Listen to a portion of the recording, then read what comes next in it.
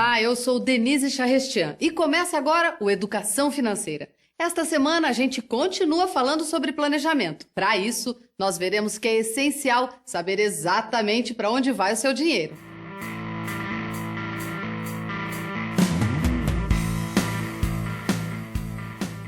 No último programa, a gente viu a importância de se ter um comportamento azul em relação ao dinheiro, o que nada mais é do que gastar sempre menos do que se ganha. É claro que uma certa dose de ambição é sempre bem-vinda, pois nos ajuda na busca por um padrão de vida melhor. Mas a situação da sua conta corrente hoje, e principalmente no futuro, não depende apenas de se ganhar mais e mais dinheiro. Sua tranquilidade financeira vai depender mesmo do quanto você consegue poupar e planejar com o que você tem. E olha que isso vai ser cada vez mais necessário. Atualmente, nossa expectativa de vida é muito maior do que há 20 anos. Portanto, se a gente quiser aproveitar uma aposentadoria com mais conforto e estabilidade, vamos ter sim que reservar algum dinheiro para isso. Reservar, eu disse. O que aqui para nós, mais uma vez, quer dizer poupar. E saiba que não importam quais são os recursos que você tem hoje. É sempre possível economizar alguma coisa. O primeiro passo para botar ordem nas nossas finanças é sempre o mais difícil. Muitas vezes é preciso encarar uma forte mudança no nosso comportamento e estilo de vida. Mas não tem jeito. Para fazer poupança, você precisa rever seus gastos e diminuir despesas. Tá achando difícil? Olha só o que aconteceu na vida da Carmen. Desencadeou em meados de 2001 uma separação e em seguida a perda de um dos meus empregos. E tive que rever uma série de despesas. Depois eu tive que mandar a empregada embora e os meus 3 sobrinhos vieram do interior morar comigo. Então minha casa virou uma república. Quando o último sobrinho estava para sair, eu convidei uma das minhas filhas que estava grávida do segundo filho, morava num prédio sem elevador, não tinha garagem. Assim a gente tem conseguido segurar. Acho que eu ajudei a minha filha e meu genro e acho que eles me ajudaram muito.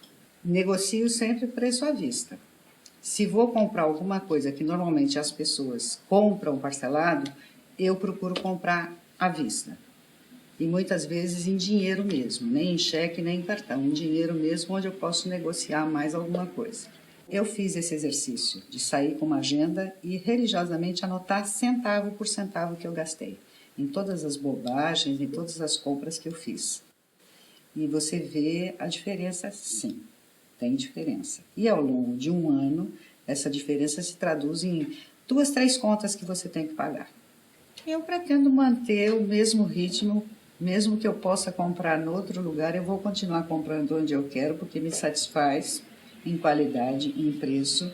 Eu não sinto necessidade de pagar mais caro. Assim como você reciclar lixo, tá certo? Você poupar a luz, você poupar o seu próprio dinheiro, ter boas coisas por um preço bom. Outra coisa que também eu fiz, um cabeleireiro em casa.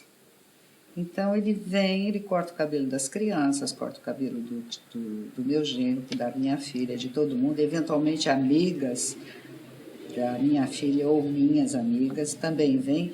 A gente faz um bolo, café, o almoço, o jantar e ficamos aqui nos divertindo, pintando o cabelo, cortando o cabelo e fazendo uma farra.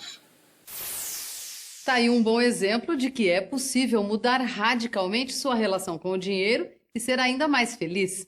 E uma boa forma de começar essa mudança é termos em mente que antes de qualquer outra coisa é preciso que a gente se pague. Na prática, nos pagar significa destinar sempre uma parte da nossa renda para aplicarmos em nosso próprio futuro. Mas quanto devemos separar? Essa é uma questão bem pessoal, pois depende dos objetivos de vida de cada um. Talvez uma boa referência para a gente esteja no pensamento econômico dos babilônios. Foi lá que surgiram muitos dos princípios básicos de finanças que ainda hoje são usados no mundo todo. Uma parte desse conhecimento saiu da cabeça de homens como Arcade, que era tido como o cidadão mais rico da Babilônia. Arcade nos diz que o ouro vem de bom grado e numa quantidade crescente para todo homem que separa não menos de 1/10 dos seus ganhos a fim de criar um fundo para o seu futuro ou de sua própria família. No fundo, o que o bom, velho e rico Arcade queria dizer é que sabendo poupar não vai faltar, e ele nem pede muito. Uma reserva de apenas 10% dos nossos rendimentos já bastaria para garantir nosso futuro. Mas é preciso ficar bem claro que são 10% sem nenhum desconto, lembra? Nós temos que nos pagar antes de qualquer outra coisa. A partir daí, o que restar deve ser suficiente para dar conta do nosso dia a dia. Só para você ter uma ideia, uma família que recebe em média R$ 1.800 gasta só com habitação cerca de R$ 635 por mês. Do orçamento dessa família, ainda saem R$ 371 para alimentação, 330 para transporte, 116 para saúde e pouco mais de R$ 73 para a educação. No final, ainda sobram uns R$ 263 que são gastos com outros itens. Se todo mês essa família colocasse 10% dos seus rendimentos simplesmente debaixo do colchão, ao final de um ano teria acumulado quase R$ 2.150. Isso sem contar os juros que ela poderia receber se tivesse investido. E para conseguir guardar esse dinheiro, essa família não teria que se sacrificar muito, não.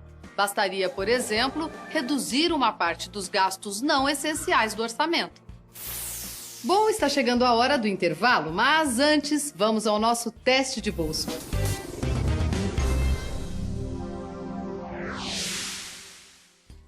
Você sabe o que quer dizer oneomania? Vamos às alternativas. Oneomania significa A. Compulsão por economizar, B. Compulsão por comprar ou C. Compulsão por investimentos de risco. Ficou curioso? Na dúvida? Já depois do intervalo, você fica sabendo a resposta.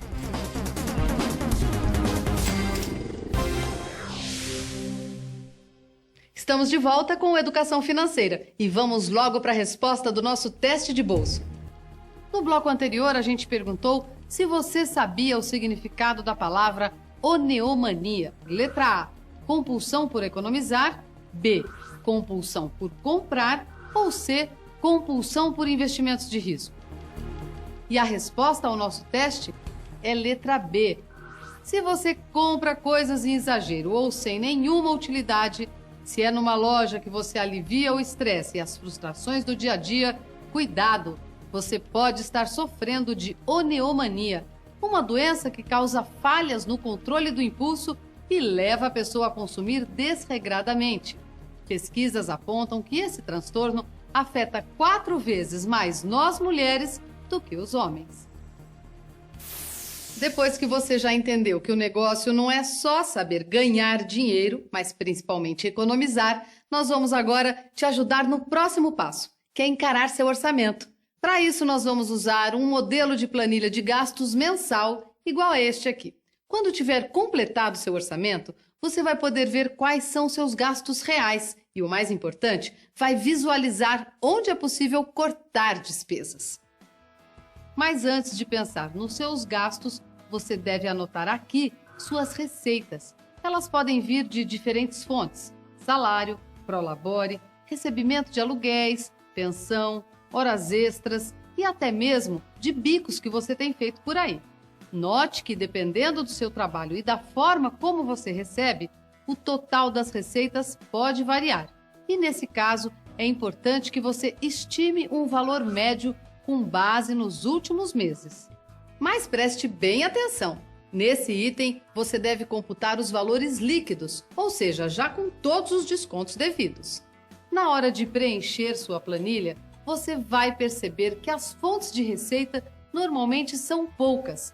Já as de despesas, essas são tantas que, para se organizar, é melhor você dividi-las em 4 tipos: gastos fixos, variáveis, extraordinários e adicionais. Os gastos fixos, na sua maioria, são aqueles ligados à habitação e à educação formal. Normalmente, eles apresentam o mesmo valor todos os meses. Os gastos variáveis, apesar de também acontecerem todos os meses, a gente pode tentar reduzir. São os gastos feitos com alimentação, transporte, luz, água, celular, entre outros itens. Já os gastos extraordinários são aqueles que nos pegam de surpresa, como uma emergência médica, um conserto no carro ou na casa. E os gastos adicionais? Bom, esses estão relacionados ao nosso prazer e, em alguns casos, podem ser considerados supérfluos. É, por exemplo, o dinheiro que gastamos com atividades de lazer e com presentes. Uma vez que você tenha discriminado todos os seus ganhos e gastos, só resta fazer as contas. O total é o resultado da receita menos as despesas. Daí temos o nosso saldo.